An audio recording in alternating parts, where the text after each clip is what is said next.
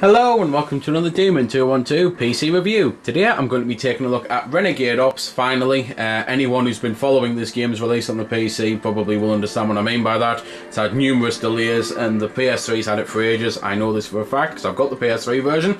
So you may be wondering why I've bought the PC version. Well, quite simply, 2 words, 1 name, Gordon Freeman.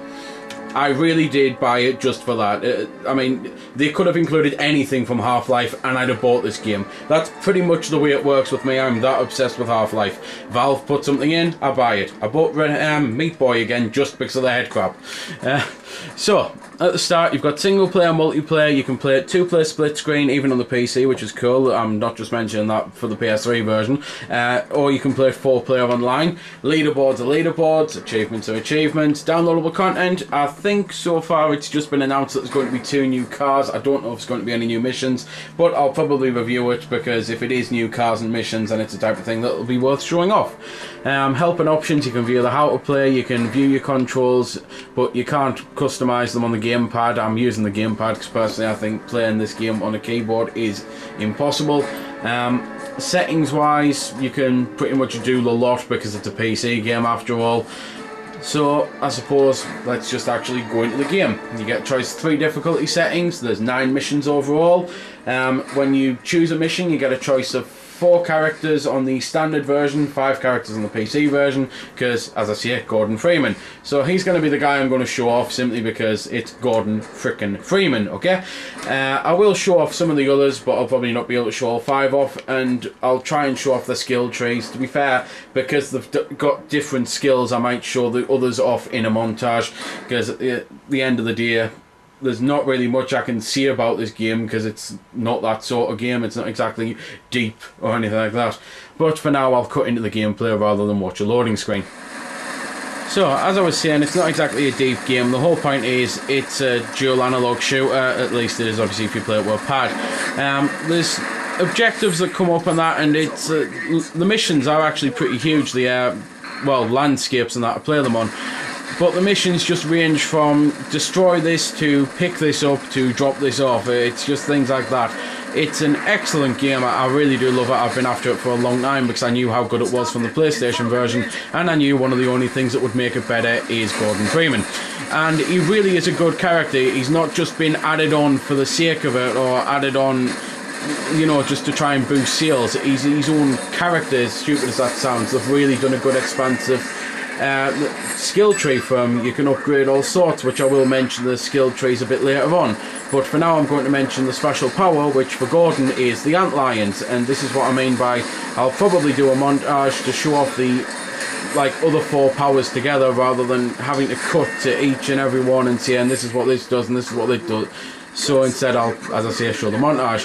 Gameplay wise though, as well as driving around shooting things and picking things up, there'll be sections where, for example, you're in a helicopter, so you've got to fly around and shoot things. It's, as I say, it really isn't all that deep a game, but it is the sort of game that I love playing. I've always been a fan of dual stick shooters ever since the likes of Robotron in the arcades, which I think that probably was my first. Story wise, the game's okay, but in all honesty I wish you could skip the cutscenes because I'd rather just get back into the action rather than having to be forced to watch it even after I've beat the mission. As you've probably just saw there, you can get secondary objectives as well as primary objectives. You can bring up the map to help see where you're going, to see where the objectives are, just where things are appearing from, like tanks appearing and that. And this is what I mean by the landscapes are pretty big, because you've probably noticed already. That is one huge looking map, and the further I move away, there's like no end in sight. It just keeps getting more and more of it. There's a couple things you can get to upgrade yourself while you're playing. You can get power-ups which will upgrade your machine gun. You can get yourself some health when you start to need it. Your health bar's in the top left corner. You can level up as well by doing the missions. You get EXP, and that's how you then spend things on the skill trees. You can collect rockets to be able to fire rockets, which is really cool. And you can also use a nitro, but the nitro is pretty much as standard. It's not something you have to collect. Well, that's pretty much all I can really say though about this part of the game. I'll now cut into the menu again to at least show off the skill tree and the things it can do, and then I'll, as I say, do that montage to show off the other powers. So, with Gordon, I've already mentioned a couple other things like the antlions, and you can upgrade his efficiency with them, the antlion cooldown reduction. You can increase the amount of, well, antlions that there are. You can make them explode on death, dealing damage to enemies. You can make them, when they explode, drop health packages as well, I believe. Yeah, that's that one there, the spawn a small health pickup when destroyed. You can also upgrade your railgun kit, your advanced arms, your magazine size. I wish I could upgrade the pad so that it wasn't jumping around like this, because it really is starting to annoy me that I lightly flicker and it does like 4 in a row.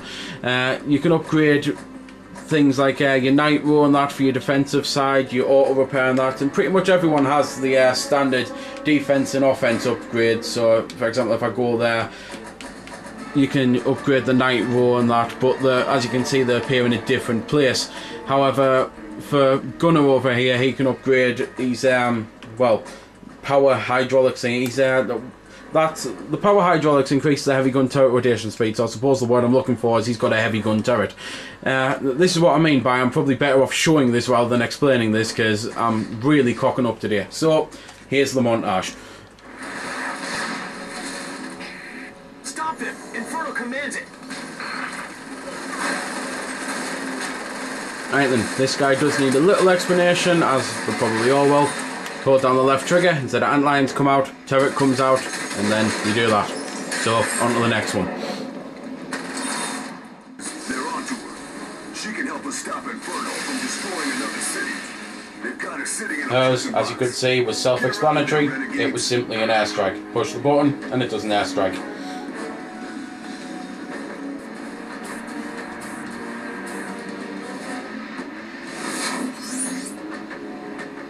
And pretty much the same for this girl. Push it and you get the shockwave. They're sitting in a prison box. Get her out of there, renegades. And finally, this guy's is simply a shield. As you can probably see, it is a little hard, even looking at the screen, let alone through the camera. It simply puts armour around the car and protects you, and you can increase its duration. That's pretty much all I can say about the game though. Length, it depends on whether or not you're going to play the game 2-player, 4-player, by yourself. If you want to upgrade every single character at their maximum level, which I believe is 45, and getting all of the skill trees unlocked and all of the upgrades done, it's just things like that. It's either going to be a relatively quick, short game, or it's going to be an absolutely monstrous, epic game. Graphically, the game looks fantastic, I think, for a little download, but then again, it's a PC game. You can up your all sorts of little features to make it look better, or worse, obviously, if your system can't run it properly.